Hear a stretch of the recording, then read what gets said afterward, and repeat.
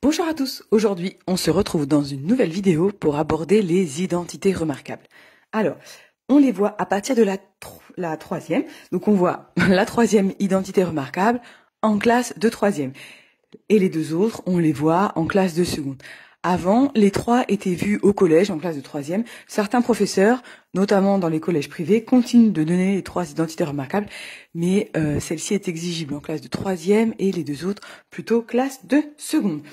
Elle s'utilise aussi bien pour développer, c'est-à-dire dans le sens gauche-droite, que dans le sens de factoriser, c'est-à-dire dans le sens droite-gauche. Pour cela, je vais utiliser mon petit matériel. Voilà, j'ai fait des petites feuilles plastifiées ici et là pour pouvoir utiliser mes identités remarquables. Si jamais vous souhaitez ce matériel, n'hésitez pas à me contacter par mail ou par WhatsApp ou par Messenger ou dites-le moi en commentaire pour savoir comment obtenir ce matériel.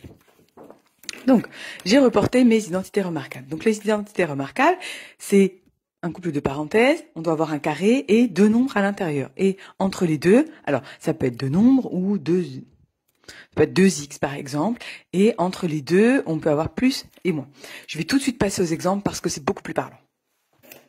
Donc, je vais faire l'identité remarquable 2x plus 3 au carré. Et moi, je vais l'utiliser dans le sens où on développe, c'est-à-dire on passe de la gauche à la droite, c'est-à-dire qu'on change ici un produit en une somme. Ça, c'est pour le vocabulaire un petit peu technique. Donc, j'utilise mon petit matériel. Donc, j'avais dit 2x plus 3. Donc, le 2, il va ici. C'est le premier terme, plus 3. Voilà comment j'utilise mon matériel. Toutes les cases roses seront 2x. Donc, ici, je vais mettre 2x. Et pourquoi je mets entre parenthèses? C'est parce que ici, j'ai, alors on appelle ça deux facteurs. J'ai deux choses, j'ai le 2 et j'ai le x par exemple. Là c'est plus, donc la case A c'est 2x, et la case B c'est 3, donc là c'est 3. Voilà ce que je dois recopier sur ma feuille. Donc je vais le faire tout de suite et vous allez mieux comprendre. Donc on a dit 2x, donc au carré, plus 2 fois 2x fois 3, plus 3 au carré. Je recopie de gauche à droite ce que je vois. Et après, c'est là que je vais réduire. 2x au carré, c'est 2x fois 2x, soit 4x au carré, plus. Alors ici, pour réduire ce genre de multiplication, on doit faire dans l'ordre signe, nombre, lettre. Donc signe, c'est plus. Nombre, j'ai 2 fois 2 égale 4, fois 3 égale 12. Et 12 fois x, 12x, donc je mets la lettre derrière. Plus 3 au carré, 3 fois 3, c'est 9. Et voilà, je viens de développer en utilisant la première identité remarquable. Faisons tout de suite un deuxième exemple, cette fois. Alors, 4x moins 5 au carré. Je vais utiliser la deuxième identité remarquable. J'efface donc, ici, mon document. J'ai utilisé un marqueur, bien évidemment, pour pouvoir effacer à ma guise. Donc, j'ai dit 4x moins, cette fois, 5.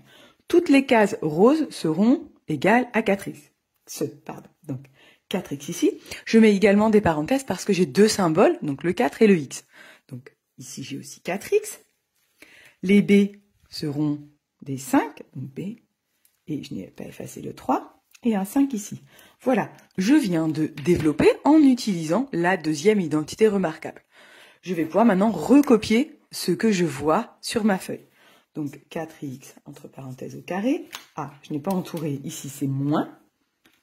Si on a un plus dans la parenthèse, ici c'est plus. Si on a un moins, ici c'est moins. C'est pour ça que j'utilise ce petit document. C'est quand même pratique pour les élèves. Il n'y a plus qu'à recopier. Et maintenant, il n'y a plus qu'à réduire. Alors, si jamais vos enfants ont des difficultés à réduire avec les x, je ferai peut-être une prochaine vidéo pour expliquer comment on doit faire. Donc 4x. Le tout au carré, c'est 4x fois 4x. Donc 4 fois 4, 16. X fois x, x au carré. Le signe, moins les noms. Donc signe, nombre, lettre. Donc 2 fois 4, 8. 8 fois 5, 40. Je n'ai qu'un x. Plus, donc 5 au carré. 5 fois 5, 25.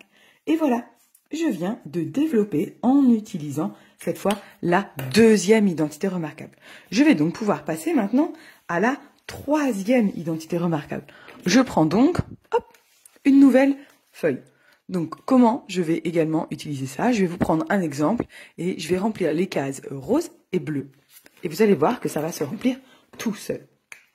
Allez, prenons un troisième exemple. Donc là, le troisième exemple, on a quelque chose plus autre chose. Et dans la deuxième parenthèse, on a la même chose avec un moins. Donc, je sais pas, 6x plus 1, facteur 2, 6x moins 1.